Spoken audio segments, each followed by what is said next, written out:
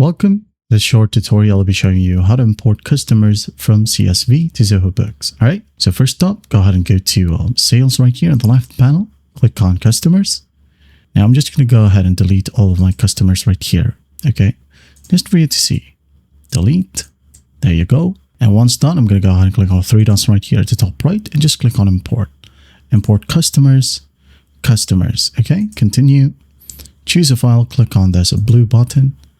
Select the file, open, wait for it to load, and once it loads, you can go ahead and skip duplicates or overwrite customers right here, or add duplicates as new customers. I'm just going to go ahead and overwrite, okay? Now scroll down, select the correct encoding. Normally it's set to UTF-8, and the file delimiter right here is comma, okay? As we are going to upload a CSV file. Now once that's done, hit on next.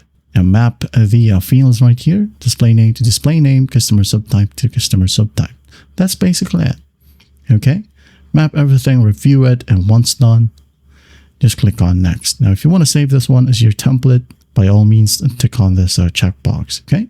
Hit on next. Wait for it to load. You have the details of your import right here. Customers that are ready to be imported, which is 4 unmapped fields, which is 11. Okay. If you have incorrectly mapped or disregarded a field, just go back to configuration, okay? Once everything is done, hit on next, or import, wait for it, and your contacts will be imported. And there you have it. Well, I hope this video helps, and I'll see you in the next one.